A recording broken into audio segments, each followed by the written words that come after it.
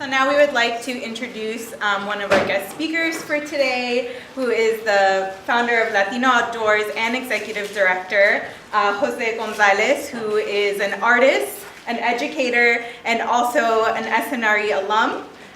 So if we'd like to welcome him to the stage.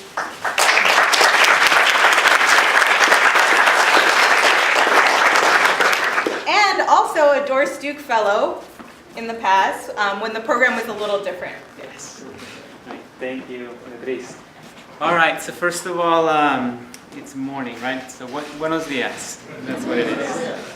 The 3-hour difference just hit me this morning. And so, I appreciate all the connections and the opportunity. First, I want to express gratitude and the blessing of being here with you today, because it's a different space than where I was many years ago sitting in those seats. And so to return and be able to kind of share what the journey has been, especially in the service of the scholars.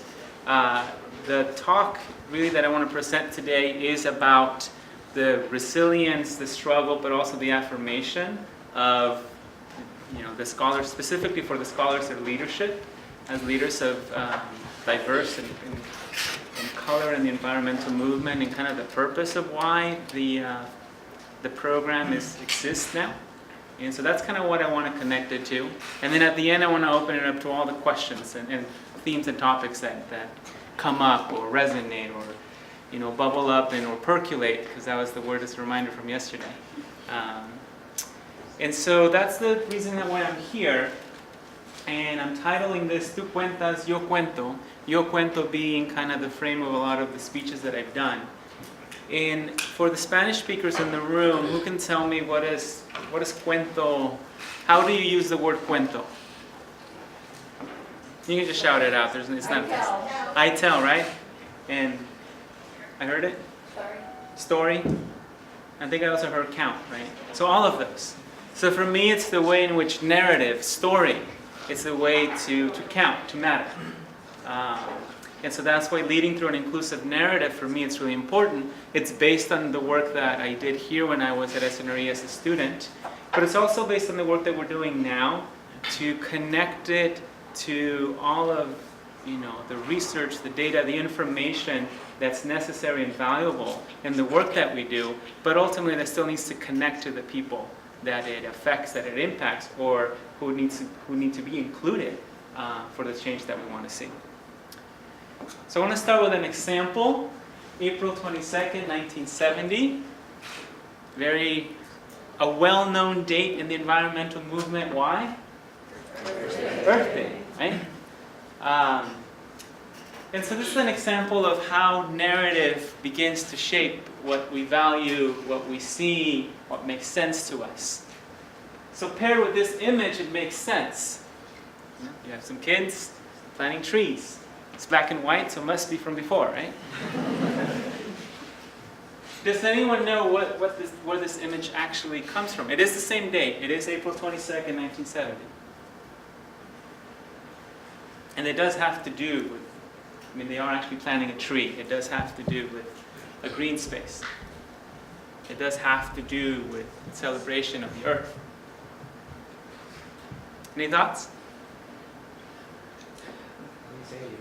It is San Diego. Exactly. It is the founding of Chicano Park in San Diego. So same date, similar celebration, but different connection. Because this community wanted a park, they wanted a green space. But not just in the same, I want to call it celebratory framework of Mother Earth. Slightly different in terms of Madre Tierra, but also connected to a community need and a sense of social justice, because they did not want a California Highway Patrol station to be there. They're saying, what we actually need is more green space, not another law enforcement tool or reminder. And that this was under the highway, the freeway underpass. That's a way to say what may be a quote-unquote neglected space or seen as having different uses. For us, this is a connection back to the land. But also that includes culture. So hence this idea of how culture or cultura and community and connection to the land and nature, how they all come together, not as a separation, but as a reminder and affirmation of how they are woven into the community work. This is one of the prints that I did when I was here as a graduate student, as part of my project, one of my projects working here, as a reminder of not just reinforcing a narrative that some communities, so for example communities of colors, are missing from the space. That may be the case sometimes, but also the ways that we are not supporting the connections or highlighting the connections that are already there. We're not affirming that leadership.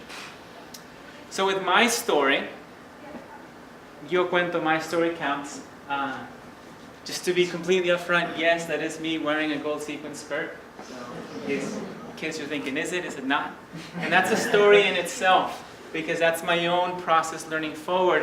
In the conversation I had with the scholars yesterday and today, and then for me, I can share that story later, but it's a way to kind of navigate the gender spaces in the outdoors, and what counts as what's the role of a guy or a woman, for example.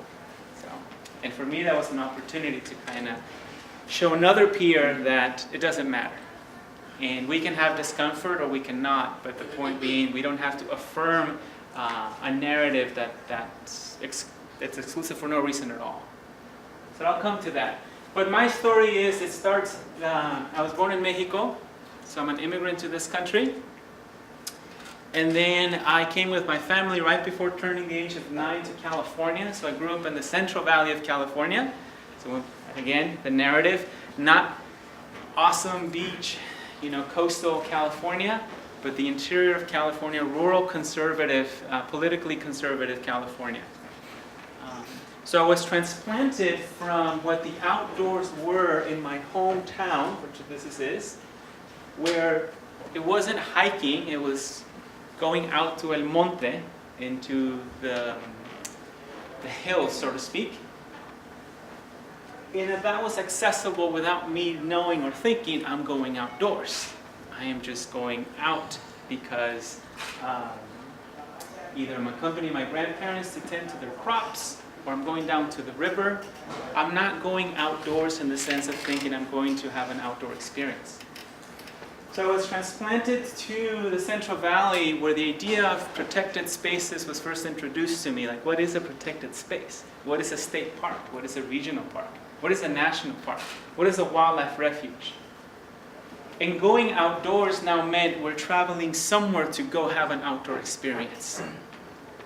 Some of that was going with my dad and uncles to go fishing, and we just said we're going to the river, without me knowing that we're actually going to a wildlife preserve. Something managed by the U.S. Fish and Wildlife Service, or wildlife refuge, excuse me.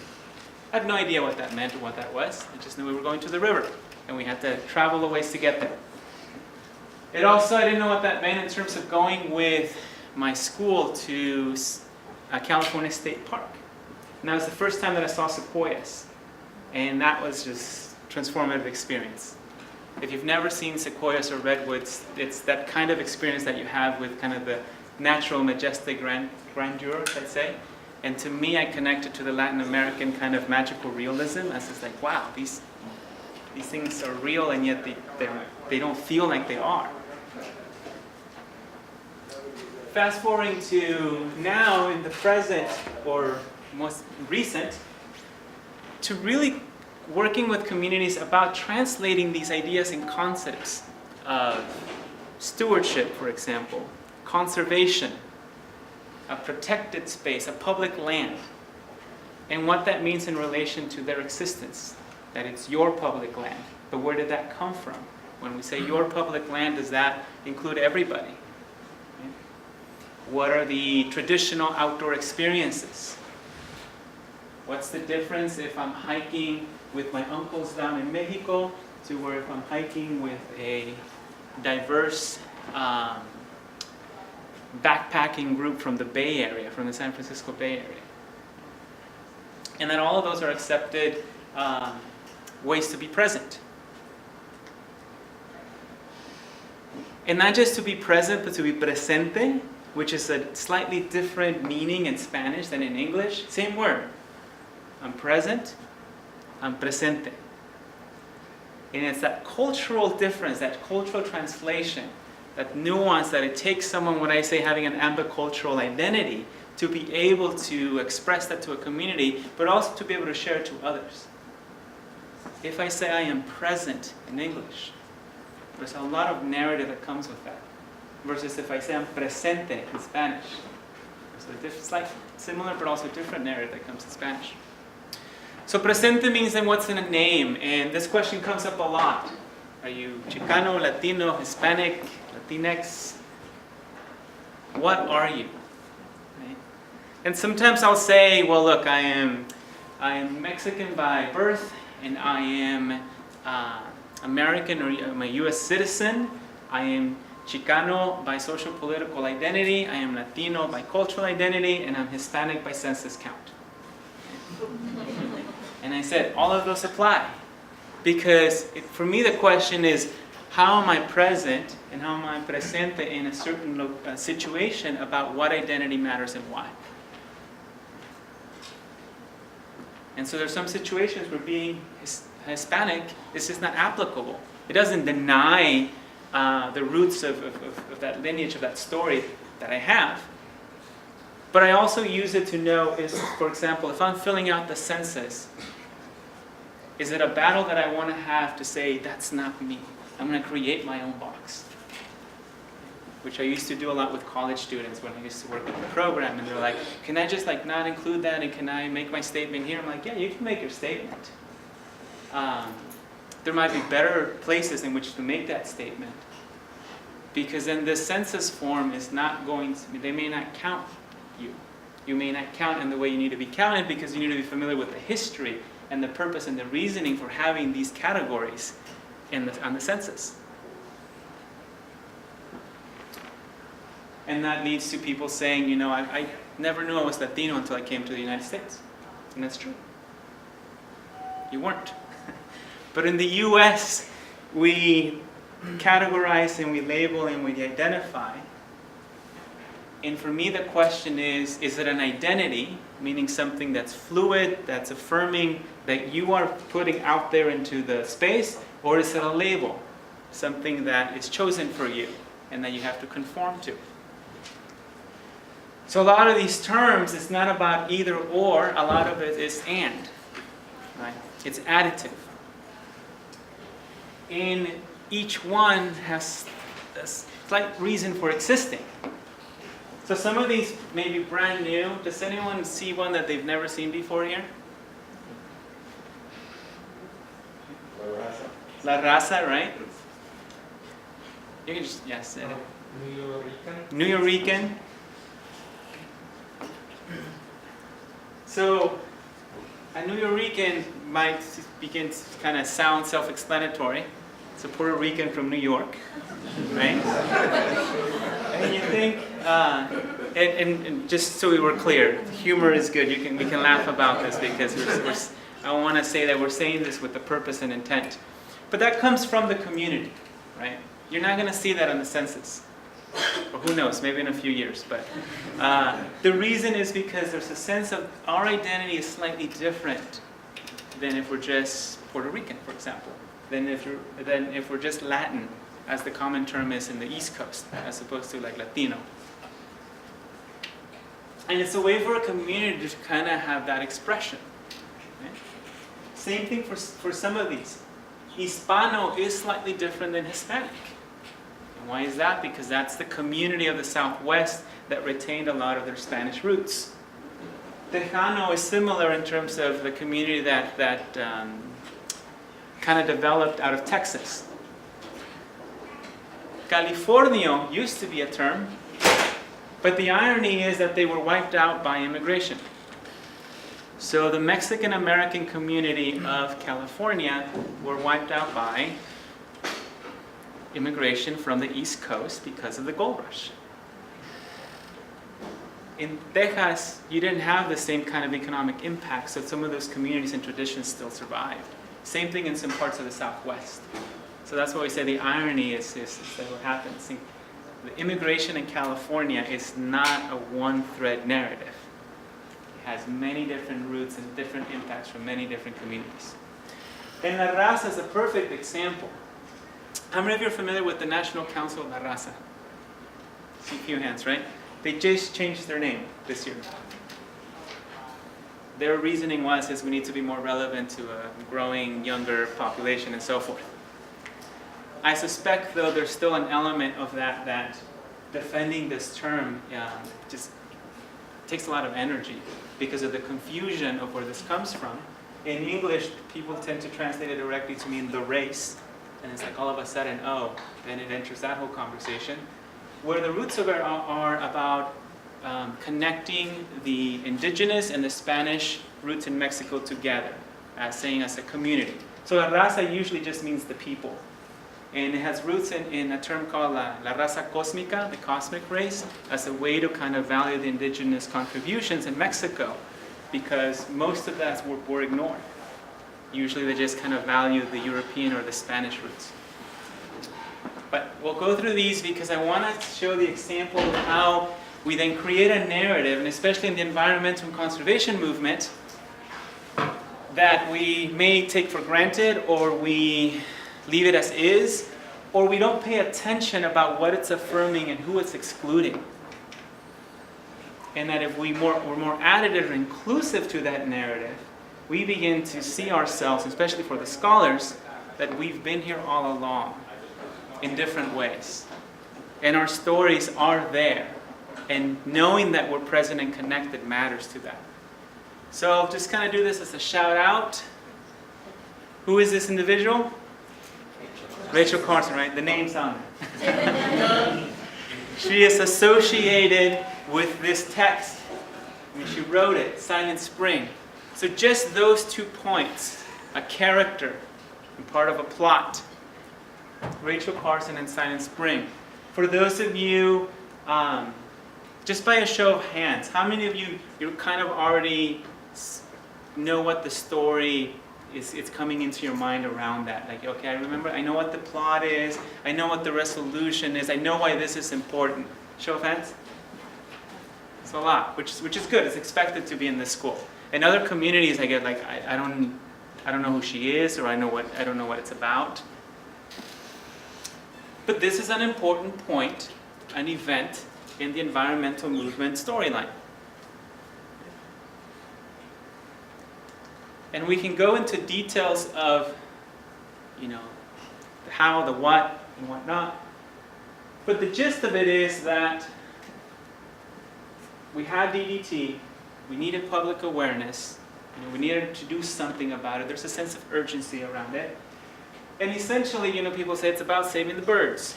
So, especially the bald eagle and peregrine falcon, they've be gone now because of the impact that DDT is having it's having on those species.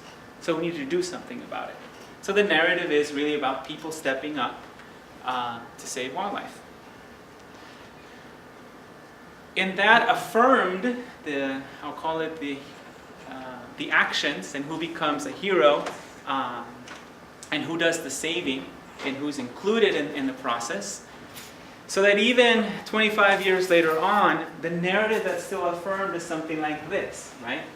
I'll do right here. The founders of Environmental Defense Fund brought the original DDT lawsuit in Suffolk County, New York, where they showed that ospreys were having poor reproductive successes and eggs that had not hatched contained high concentrations of DDT. The lawsuit ultimately led to a nationwide ban on DDT issued on June 14, 1972 by then Environmental Protection Agency, the EPA, Administrator William Ruckelshaus. So that's, I would say, relatively well known. Right? That's the story. We did it. Save the birds. And an organization like Environmental Defense Fund was born out of that. And this contributes to their support and fundraising. Now the question is, are there missing threads?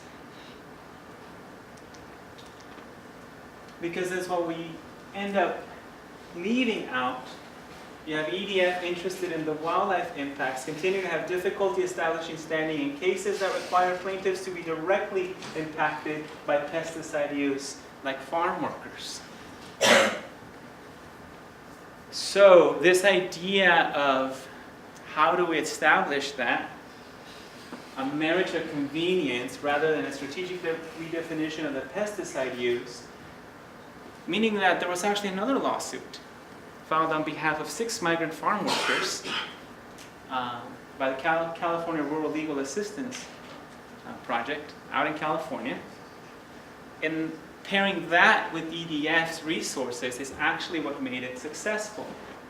Ralph Abascal, or Rafael Abascal actually, the attorney, Chicano attorney, was the one that did that work.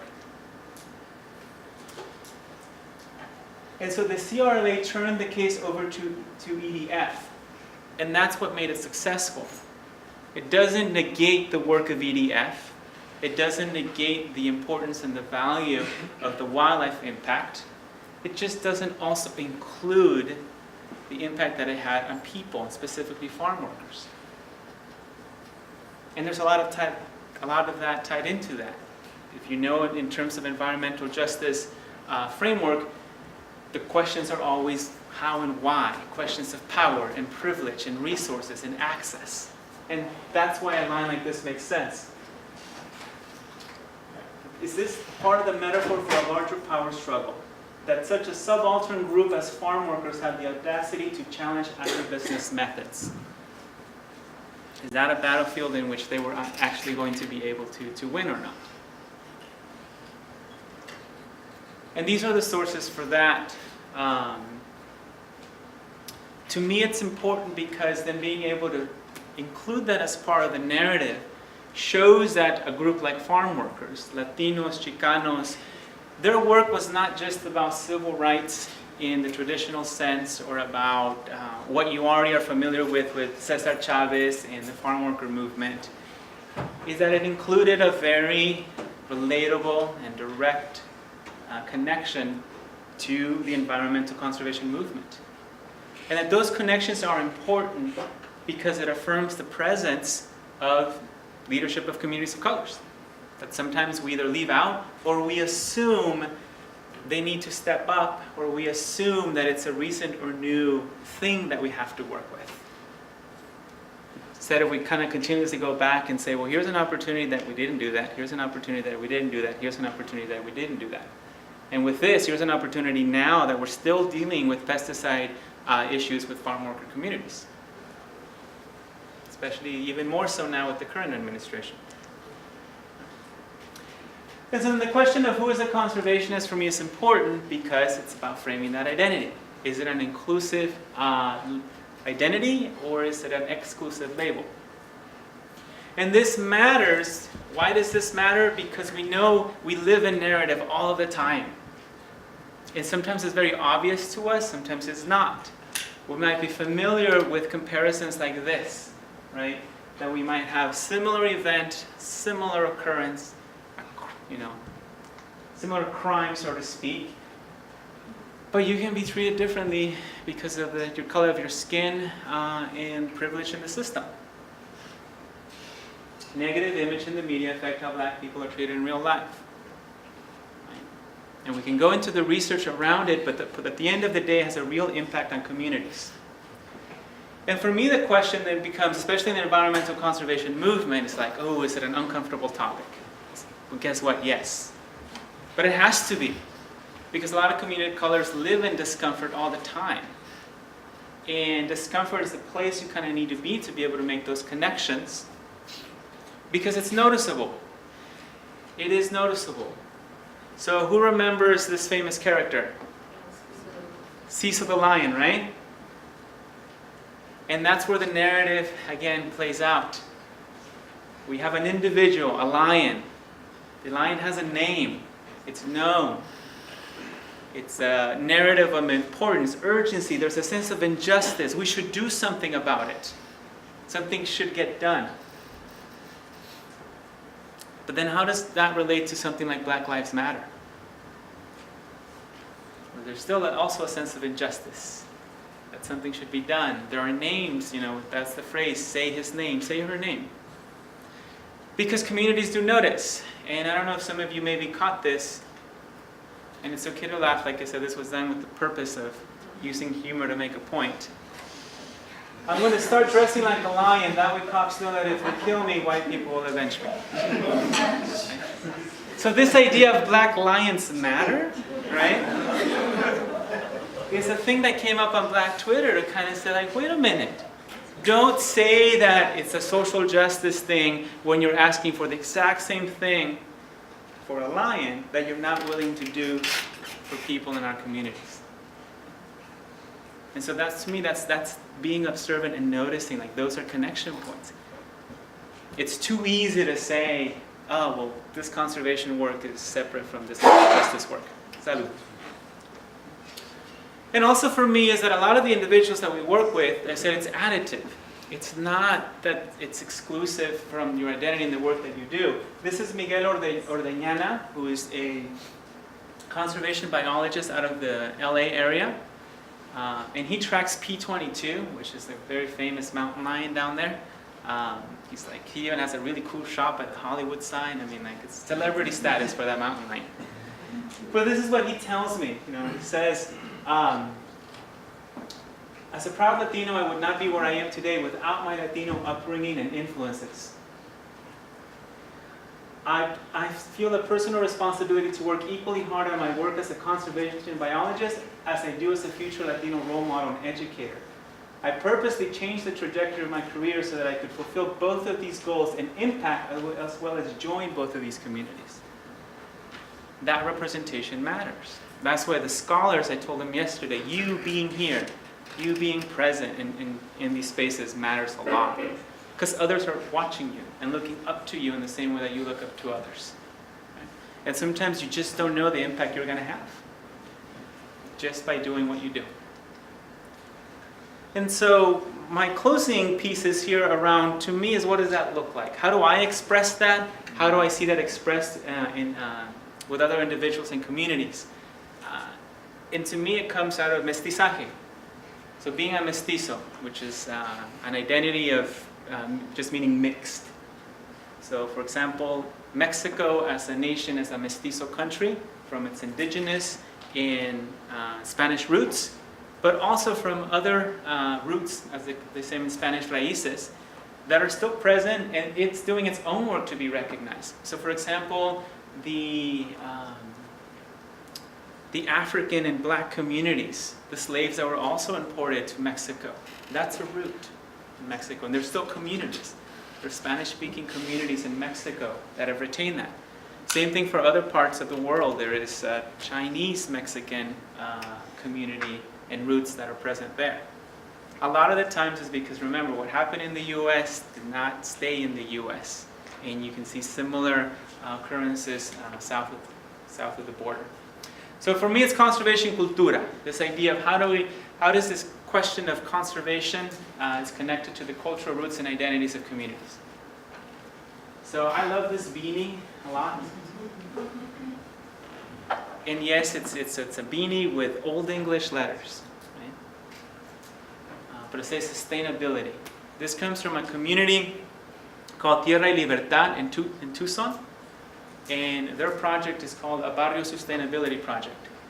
And they know that their identity of being from the barrio, from the neighborhood, was reclaiming what was lost kind of to media and to gang culture. What does it mean to be a Chicano from the Southwest, especially from the borderlands?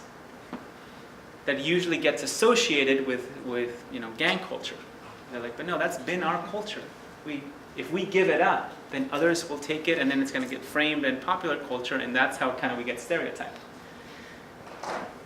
And so that's what they're doing now. They're taking kind of traditional Chicano motifs, but adding a conservation component to them that's not necessarily as if it's radically new. Because the name itself, Tierra y Libertad, comes from the term used by Emiliano Zapata during the Mexican Revolution, saying it's about liberty and land. Liberty and land. They're just happening to do it with kind of a combination of modern practice, but also traditional practices from the Southwest. And the way that I do this as well is through art. By being able to kind of use cultural connection points visually, and then we can have a conversation or a story around some of the ecological terms or some of the narrative around what we're talking about in the conservation space. So it might be the hydrological cycle, for example, or endemic species, or water resource management, whatever it might be, but it can start with a picture like this. And I can come back to these as well, in case you have questions. What is that? What does that mean? But it also uses it as a tool to ask a group or a community, what do you see? What looks familiar to you? And then we start with that conversation rather than, let me download some information to you that I think is important because you need to care about it. And you don't know as much about it, but we need to do something for environmental change. It can also be, not just visually, but the phrases that we use, like si se puede. Right? Obama used that really well for his campaign as yes we can. But it has a lot of roots in the Latino community, all the way extending back to Cesar Chavez and Dolores Huerta in the farm worker movement. And it can be used in very, serious situations, like we need to overcome something. It can also just be used in like a soccer game match. It's like, come on, si se puede, like we can do this. But it's created this thread of resiliency and overcoming. Right? So if we're doing sequoia ecology out in Yosemite National Park, also with undergraduate students, and we're all gathered around, and I have a basic scientific conceptual question, which is, how does a little seed, which is the tip of my finger right there, get to be that big tree? What is that process? That's basic scientific conceptual understanding. Can you wrap your mind around that? Because a lot of people can't or don't, because we struggle with understanding the basic science sometimes as it is. But to kind of tune them in, we're just comparing, and say, si se puede, right? And they burst out laughing, because they're like, oh, okay. I get it. It means like, si se puede from this little seed to this giant sequoia. And then we can talk about, it's the carbon in the air, and then we can talk about carbon sequestration, and then we can talk about all kinds of other things. But that group already there's a cultural resonance that they've already tuned into. And so I still continue to do that with some of the artwork to kind of showcase some of those. So we might be doing sustainable fishery works or renewable energy, and we'll combine some of that imagery so that we can have that conversation. And so in closing, these are some of the phrases for me to think about how the power of story and narrative is an additive component to the work that we do in the conservation space. I don't know who to attribute this phrase to, but it's like data makes you credible, stories make you memorable. Sometimes it's the other way around too, but it's this idea that we can have all the data we need, but if it's not in relatable form, it will not connect with people, both heart and mind. But also knowing that stories and narrative have been a powerful kind of information delivery system for a lot of communities. And if you're looking at traditional ecological knowledge for a lot of Native American communities or First Nations, it's not like you can go back, it's like, let me dig up that research paper from 200 years ago. It's in story form. And same thing, I was like, wow, actually sustainable, forestry management or through fire management, it's not a new thing. It's just something we ignore because we didn't think traditional communities had that or knew that. So I'll just share these last images to kind of prompt some of the conversation and questions. La liberación no solo lo ansiaban los humanos, toda la ecología gemía. La revolución es también de lagos, ríos, árboles y animales. Not only humans desired liberation, the whole of ecology cried for it. The revolution is also of lakes, rivers, trees, and animals. Because these connections between people and nature are there and they're real and they exist in the space. We can either choose to ignore them or see why those connections make it relatable for people. Los científicos dicen que estamos hechos de átomos, pero a mí un pajarito me contó que estamos hechos de historias. Scientists tell me that we're made out of atoms, but to me a little bird told me that we're made out of stories. Eduardo Galeano. And then most recently, some of you may have seen this phrase. They tried to bury us, but they didn't know that we were seeds. So some message from me is for the scholars and all of you, is this idea that you can know the ecological process of germination or planting a seed and then it grows up. But that's relatable to the human experience.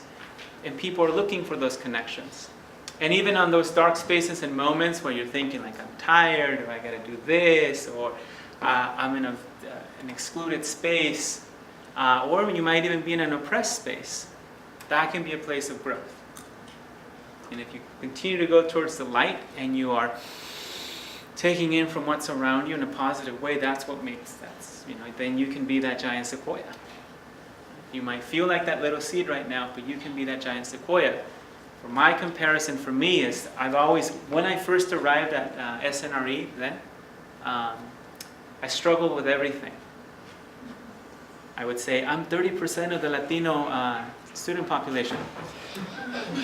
What does that mean? That means there were 3 of us, right? Out of a large group. So what did that mean? Right? Did that mean I needed to I feel excluded, I need to just cry out for support and connection? But that support was here from my advisors. So Julia Wondolek, she's here. And also from the work and other peers and colleagues, sharing that struggle, from going out into the community and saying, let me go to Ypsilanti and find people. Not knowing that was a process of growing and being a seed, because I was struggling and I suffered through imposter syndrome just as much, right? They're going to find out I'm not smart enough to be here. I'm not actually that qualified. And I think if that had succeeded, if I had just been plopped into the ground and never got out, then I wouldn't be here being able to share this with you. So I say, live as a storyteller, live on as the story, share your roots, nurture the seeds, be who you need because you are a future ancestor. When others look back, they're able to see this is how you impacted the environment, the ecological environment, but also the social environment.